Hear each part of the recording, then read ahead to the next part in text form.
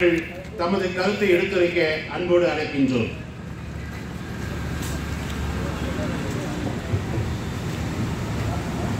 நாட்டை காப்போம் அமைப்பின் திருச்சி மண்டலத்தின் சார்பிலே இந்த ஈவிஎம் என சொல்லப்படுகிற வாக்கு எந்திரம் வேண்டாம், இந்திய தேர்தல்களிலே முன்பு கடைபிடிக்கப்பட்ட வாக்குச்சீட்டு முறைக்கு மீண்டும் மாற வேண்டும் என்று வலியுறுத்தி இந்த ஆர்ப்பாட்டத்தை நடத்தி கொண்டிருக்கின்ற தோழர் வழக்கறிஞர் ராஜன் உள்ளிட்ட அனைவருக்கும் முதற்கண் வணக்கத்தை தெரிவித்துக் கொள்கிறேன். ஒரு நவீனத்தை, ஒரு எந்திரத்தை, துல்லியமாக சொல்லக்கூடிய ஒரு எந்திரத்தை ஏன் ஏற்க மறுக்கிறீர்கள் என்று பலர் கேள்வி கேட்டுக் கொண்டிருக்கின்ற, தவறான எண்ணத்தில் கேட்டுக் கொண்டிருக்கின்ற இன்றைய சூழ்நிலையிலே ஏன் இந்த வாக்குச்சீட்டு முறைக்கு மீண்டும் மாற வேண்டும்? இந்த வாக்கு எந்திரம் எவ்வளவு ஏமாற்றக்கூடியதாக வாக்காளர்களின் வாக்குகளை மாற்றி தவறான நபர்களை தேர்ந்தெடுக்கப்பட்டதாக காட்டி இந்த இந்திய ஜனநாயகத்தை படுகொலியில் தள்ளி கொண்டிருக்கிறது என்பதை உணர்ந்ததனால இங்க இந்த போராட்டம் நடந்துட்டு இருக்கு.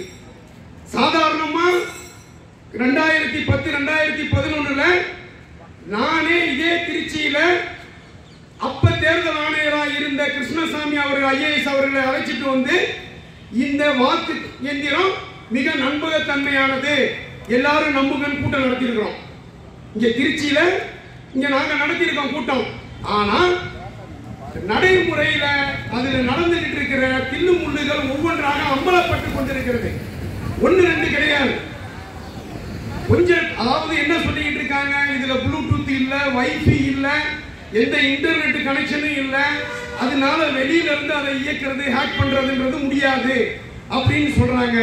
அதெல்லாம் இல்லாம இருக்கலாம். ஆனா அதுல உள்ள ப்ரோக்ராம மாற்றி அமைக்க முடியும். நம்ம பார்க்கும்போது ஒரு ரிசல்ட், ஒரு முடிவு தெரியறது மாதிரியும், ஒரு குறிப்பிட்ட தேதிக்கு பிறகு வேறு மாதிரியான முடிவுகள் தெரியற மாதிரியும் மாற்றி அதுல புரோகிராமிங் செய்ய முடியும். அப்படிங்கிறது உலக அளவுல இந்தியாவிலையும் பல வல்லுநர்கள், தொழில்நுட்ப வல்லுநர்கள் மிக தெளிவாக எடுத்துக்காட்டி விளக்கிவிட்டார்கள். ஆனால் இந்த தேர்தல் ஆணையம் அதெல்லாம் எங்க மிஷன்ல செய்ய முடியாது அப்படின்னு முழு பூசணிக்காய சோத்திர மறைக்கிற கதையா இன்னைக்கு நாட்டில் போய் சொல்லிட்டு இருக்கிறாங்க.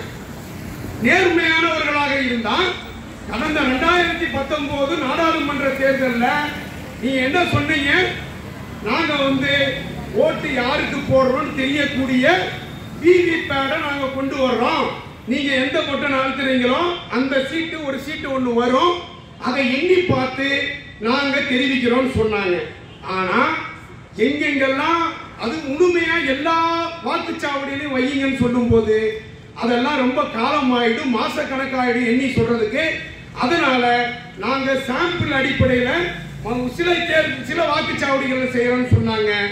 அப்படி செய்து காட்டிய பல இடங்களில் வாக்குச்சீட்டுல வந்த எண்ணிக்கையும் வாக்கு எந்திரத்தில் வந்த எண்ணிக்கையும் ஒத்து போகல, பல மாதிரி வித்தியாசம் இருந்துச்சு. சரி, அது மட்டுமா இருந்துச்சுன்னா இந்த எந்திரங்களோட முக்கியமான விஷயம் என்ன சொல்றேன்னா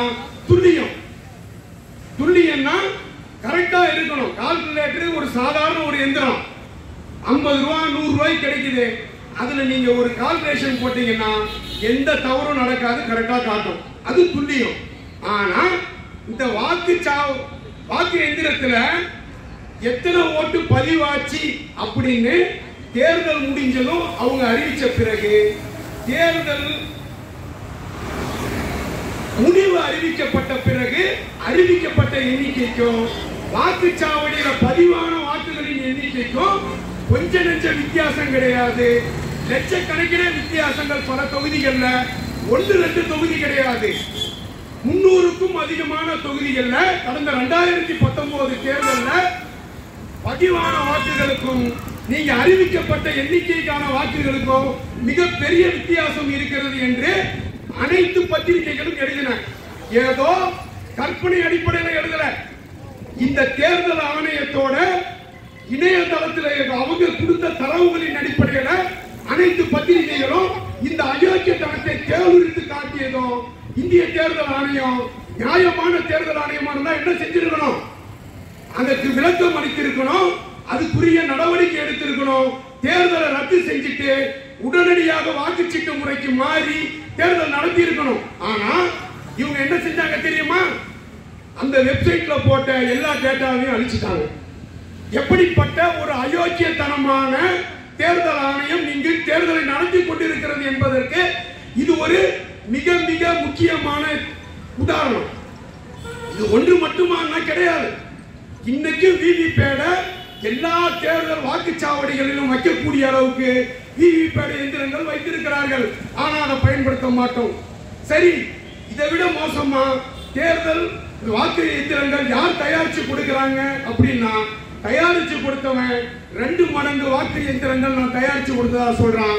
தேர்தல் ஆணையம் நாங்க பாதி தான் வாங்கியிருக்கோன்றது. இன்னும் பாதி வாக்கு எந்திரங்கள் எங்க இருக்கு தெரியல. கொஞ்ச நெஞ்ச அயோக்கியத்தனங்கள் நடக்கல. இந்த விஷயத்தை பொறுத்த வரைக்கும் ஆதாரப்பூர்வமாக அம்பலப்பட்டு கொண்டு இருக்க பிறகுதான் இன்னைக்கு இந்த குடிமை சமூகம், இந்திய சமூகம் விழித்துக் கொண்டு மீண்டும் வாக்குச்சாவடி வாக்கு எந்திரம் வேண்டாம், மீண்டும் வாக்கு சீட்டு முறைக்கு மாற வேண்டும் என்று கோரிக்கை விடுத்துக் கொண்டிருக்கிறோம்.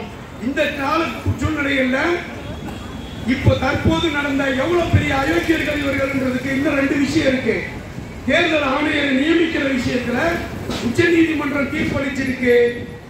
பிரதமர் நியமிக்கக்கூடிய ஒரு அமைச்சர் 3வது நபராக உச்ச நீதிமன்ற தலைமை நீதிபதி சேர்ந்துதான் தேர்தல் ஆணையரை தேர்ந்தெடுக்கணும்னு சொன்னா இவன் ஒரு சட்ட திருத்தம் கொண்டு வர்றாங்க. 3 பேருமே பிரதமர் நியமிக்கிற ஆளா தான் இருக்கணும். உச்ச நீதிமன்ற தலைமை நீதிபதிக்கு இதுல வேலை இல்லைங்கிறான். இதை விட மோசமா ஆயிரக்கணக்கான மக்கள் பார்த்து கொண்டிருக்க பல கேமராக்கள் வீடியோ எடுத்துக்கிட்டு இருக்கு.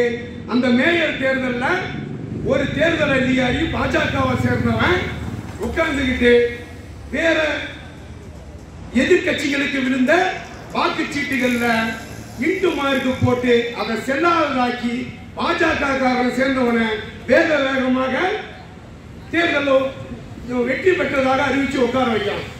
எவ்வளவு பெரிய அயோக்கியர்கள் என்பதற்கு இது ஒரு காட்சி. இன்றைக்கு உச்ச நீதிமன்றம் இந்த அரசின் முகத்தில் காரி முழிந்து என்னடா செஞ்சிருக்கீங்கன்னு கேட்டு மீண்டும் அந்த தேர்தலை ரத்து செய்து விட்டிருக்கிறது.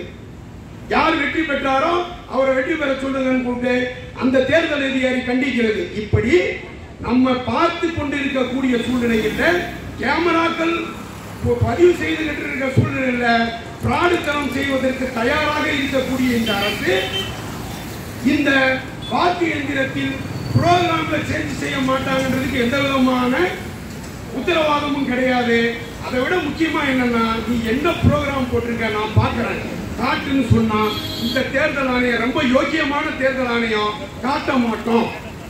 அதை மூடி மாஸ்க் போட்டு வச்சிருக்கிறாங்க. நாங்க மூடி மாஸ்க் போட்டு வச்சிருக்கிறத யாருக்கும் திறந்து காட்ட மாட்டோம்னா ஏன் யோக்கியனுக்கு என்ன பிரச்சனை? திறந்து காட்டுறதுல என்ன பிரச்சனை அந்த ப்ரோக்ராம? அப்ப இந்த வாக்கு எந்திரத்தை கண்டுபிடிச்ச நாடுகள் எந்த தொழில்நுட்பத்தில் வளர்ந்த எந்த நாடுகளும் இதை பயன்படுத்தல. இதே பாஜகவில் இருக்கிற சுப்பிரமணிய சாமி அந்த தேர்தல் எந்திரத்தை தயாரிக்கக்கூடிய கம்பெனிக்கு போய் பார்த்துட்டு வந்துட்டு அவர் ஒரு பெரிய புத்தகம் போட்டார். அந்த கம்பெனியில கேட்கும் போது ஏன் உங்க நாட்டில் இந்த தேர்தல் எந்திரத்தை பயன்படுத்தலன்னு நான் கேட்டேன்.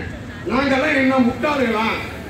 அதுல மேனிபுலேட் பண்ண வாய்ப்பு இருக்குன்னு தெரிஞ்சு நாங்க எங்க நாட்டில் பயன்படுத்துவோமான்னு அந்த வாக்கு எந்திரத்தை தயாரிக்கக்கூடிய நிறுவனம் என்னிடம் சொன்னார்கள் என்று இன்றைக்கு பாஜகவிலே சுகத்தை அனுபவித்துக் கொண்டிருக்கின்ற இந்த சுப்பிரமணிய சாமி புத்தகம் போட்டிருக்கிறார்.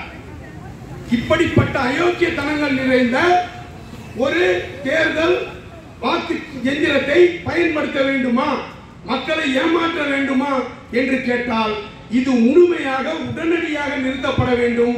வரும் 2024 தேர்தல் வாக்கு எந்திரத்தில் நடைபெறக்கூடாது, வாக்குச்சீட்டில் தான் நடைபெற வேண்டும். என்ன இங்க நல்லா ஒரு விஷயத்தை மகேஸ்வரன் ஐயா பேசும்போது சொன்னாரு. ஒவ்வொரு விலைவாசியும் ஏற்றணும்னா முதல்ல பயப்படுவாங்க. 1 ரூபா பெட்ரோல் ஏற்றணும்னா இன்னைக்கு 60 ரூபாய் இருந்த பெட்ரோலை 110 ரூபாய்க்கு மேல கொண்டு போனோம். கொஞ்சம் பயந்து மக்கள் போராட்டம் வந்துருமோன்னு 103 ரூபாய் சில மாசமா நிறுத்தி வச்சிருக்கான். 107 ரூபாய் 110 ரூபாய் தான் இந்த பிரீமியம் பெட்ரோலை நிறுத்தி வச்சிருக்கான். அதை விட ஒரு 10 ரூபாய் 20 ரூபாய் சமையல் எரிவாயு விலை உயர்ந்தா மக்கள்கிட்ட பெண்கள்கிட்ட கோபம் வந்துருன்னு பயந்துகிட்டு இருந்த காலம் போய் 400 ரூபாய்க்கு இருந்த சமையல் எரிவாயு சிலிண்டர் விலையை வீட்டுக்கு பயன்படுத்துறத 1200 ரூபாய்க்கு கொண்டு போய் வச்சான். டோல்கேட்ல கொள்ள அடிக்கிறான். 1-2 கிடையாது, அத்தனை மக்கள் விரோத போக்குகளையும் மிக தைரியமாக கையாளுகிறார்கள். மக்களை சந்திக்க வேண்டும் என்ற பயம் இருந்தால் இதை செய்ய மாட்டார்கள். இவர்கள் மக்கள் மீது எந்த பயமும் கிடையாது. தங்கள் கைவசம் வாக்கு எந்திரங்கள் இருக்கிறது, அதில் பிராடு பண்ணி ஜெயித்து விடலாம் என்ற நம்பிக்கையின் காரணமாகத்தான் இந்த மக்கள் விரோத செயல்பாடுகளை செயல்படுத்திக் கொண்டிருக்கிறார்கள். ஒவ்வொரு துறையாக விட்டுக் கொண்டிருக்கிறார்கள். இங்க நம்ம திருச்சி பிஎஸ்என்எல் அலுவலகத்தில் இங்க போராடிட்டு இருக்கோம். நல்ல கண்கூடா பார்த்தோம். ஆயிரக்கணக்கான பேர் இங்க வேலை பார்த்தாங்க. இந்த இடத்துல நிக்க முடியாது, ஒரு 2 வீலரை நிறுத்த முடியாது. ஆனா இன்னைக்கு பின்னாடி திரும்பி பாருங்க, இந்த அரசு அலுவலகம் காலி இடம் வாடகைக்கு விடப்படும் போர்டு வச்சிருக்கலாம். பிஎஸ்என்எல் பல லட்சக்கணக்கான பேரோட வேலையை இழந்துட்டு அவரோட நண்பர்கள் அம்பானிக்கும் அதானிக்கும் தார வாத்துக்கிட்டு இருக்காங்க ஒவ்வொரு நிறுவனத்தையும். இதோட தைரியம் எங்க இருந்து வருது? இப்படிப்பட்ட லட்சக்கணக்கு இங்க பாருங்க, ஆயிரக்கணக்கான பேர் ஒரு நாளைக்கு வந்துட்டு போன இந்த பிஎஸ்என்எலோட கஸ்டமர் கேர் அலுவலகத்துக்கு போய் பார்த்தீங்கன்னா இன்னைக்கு HDFC பேங்க் இருக்கு. எவ்வளவு பெரிய அயோக்கியத்தனம்! ஒவ்வொரு கடந்த 70 ஆண்டுகளாக பாடுபட்டு உருவாக்கிய ஒவ்வொரு பொதுத்துறை நிறுவனத்தையும் லட்சக்கணக்கான கோடிக்கணக்கான மக்களை வஞ்சித்து இவரோட நண்பர்களுக்கு அம்பானிக்கும் அதானிக்கும் விற்பனை செய்து கொண்டிருக்கிறார். இப்படிப்பட்ட அயோக்கியத்தனங்களை தைரியமாக செய்வதற்கான தைரியத்தை கொடுப்பது, மக்கள் மீதான பயம் இல்லாமல் செய்வதற்கு காரணம் இந்த வாக்கு எந்திர சூழ்ச்சிதான். மக்களாட்சியின் மாண்பு மீண்டும் காக்கப்பட வேண்டும் என்றால் இப்ப என்ன சொல்லிட்டு இருக்காங்கன்னா, சிலர் இன்னும் கொஞ்ச நாள் தான் தேர்தல் இருக்கு, அதனால விவிபேட எண்ணிட்டு அப்புறமா அடுத்த தேர்தலில் வேணா வாக்குச்சீட்டை வச்சுக்கலாம். சிலர் சொல்ற விஷயங்கள். விவிபேடுங்கிறது ஒரு மோசடி, அதை முதல்ல நம்ம தெரிஞ்சுக்கணும். விவிபேடுங்கிறதும் ஒரு மோசடி. இந்த தேர்தல் ஆணையம், இந்திய தேர்தல் ஆணையம் தாங்கள் சொன்னபடி விவிபேடை எண்ணி காட்டல வித்தியாசம் வந்த பகுதிகளில் அதற்கான எந்த நிவாரணமும் தரல. அதை விட மோசடி, அந்த விவிபேடில் வரக்கூடிய அந்த ஸ்லிப்புங்கிறது தெர்மல் பிரிண்ட்ல உள்ளது. நம்ம பஸ் டிக்கெட்டு தெர்மல் பிரிண்ட்ல வாங்கணும் அப்படின்னா ஒரு வாரம் கழிச்சு பார்த்தா அந்த டிக்கெட்ல உள்ள இருக்க. அப்ப ஒரு குறிப்பிட்ட நாட்கள்ல சில மாசங்கள் அழிஞ்சு போகக்கூடிய அந்த விவிபேடுக்கும் இந்த எந்திரத்தில் உள்ள எண்ணிக்கைக்கு வித்தியாசம் வருதுன்னு வழக்கு போட்டா நமக்கெல்லாம் தெரியும். நம்ம சபாநாயகர் அப்பாவும் தேர்தலில் தோத்துட்டாருன்னு சொன்னாங்க. அவர் இல்ல நான் தான் வெற்றி பெற்றேன்னு வழக்கு போட்டார். வழக்கு போட்டு நம்ம நீதிமன்றத்தில் தீர்ப்பு என்னைக்கு வந்துச்சுன்னா அடுத்த தேர்தல் அறிவிச்ச அன்னைக்கு தீர்ப்பு வந்துச்சு. அப்பாவும் தான் வெற்றி பெற்றார். வெற்றி பெற்றதா சொன்னவரு தோல்வி அடைஞ்சவரு. எவ்வளவு பெரிய அயோக்கியத்தனம்! 5 ஆண்டு தோல்வி அடைந்த ஒரு நபர் எம்எல்ஏவா சரி போயிட்டார். இதே அப்பாவும் சபாநாயகர் அவர்கள் சொன்னாரு. அவர் அப்பாவும் என்ன சொன்னாருன்னா, நான் அப்பாவும் கோசாமின்னு இருந்திருந்தா எனக்கு உடனடியாக வந்து செஞ்சிருப்பாங்க. ஏன்னா அர்ணாப் கோசாமின்னு ஒரு அயோக்கிய பையன் இருக்கான். இந்த பார்ப்பினியத்துக்கு எடுப்படியா வந்து அவனுக்காக ஒரு தொலைக்காட்சி வச்சு கொடுத்துருக்காங்க. அவன் ஒரு அயோக்கியத்தனம் டிஆர்பி ரேட்ல செய்யும் போது அவனை கைது பண்ணும்போது, மகாராஷ்டிரா அரசு கைது பண்ணும்போது இந்த உச்ச நீதிமன்றம் ராவ் பகலா செயல்பட்டு அவனை விடுவிச்சிச்சு. ஆனா லட்சக்கணக்கான மக்களின் வாக்குகளில் ஒரு மோசடி செய்து ஒருத்தர் தவறாக தேர்ந்தெடுக்கப்பட்டு விட்டார். அவர் 5 ஆண்டும் தவறான நபர் பதவியை அனுபவித்துட்டு போயிட்டு வர வரைக்கும் இந்த நம்ம நீதிமன்றங்கள்ல உள்ள நடைமுறையில அவர் வெற்றி பெற்ற நபர் தோல்வி அடைஞ்சதாக இருந்தார். அடுத்த தேர்தல் அறிவிக்கப்பட்டுச்சு. அப்ப இந்த வாக்கு சீட்டு நீங்க சொல்ற விவிபேடை என்னலாம்னா இவனுக்கு நீதிமன்றத்தில் போய் உட்காந்துவாங்க. இன்னைக்கு நீதிமன்றத்தோட தீர்ப்பு மேல மக்கள் பெருவான் நம்பிக்கை இழந்துகிட்டு இருக்காங்க. அப்படிப்பட்ட ஒரு போக்கு நடந்துகிட்டு இருக்கிற சூழ்நிலையில இந்த இந்திய உச்ச நீதிமன்றத்தில் இந்த வாக்கு என்கிற மோசடி பற்றி வழக்கு நிலுவையில் பல வருஷமா இருக்கு.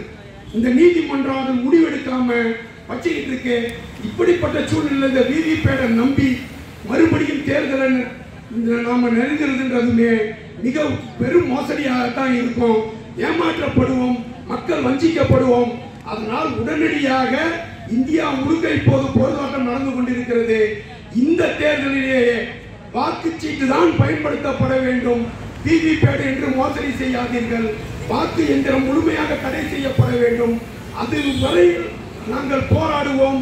போராடி இந்திய ஜனநாயகத்தை, இந்திய அரசியலமைப்பு சட்டத்தை பாதுகாக்க தொடர்ந்து போராடுவோம் என்று கூறி வாய்ப்புக்கு நன்றி கூறி விடைபெறுகிறேன். நன்றி, வணக்கம். தோழர் அமர்தீன் அவர்கள்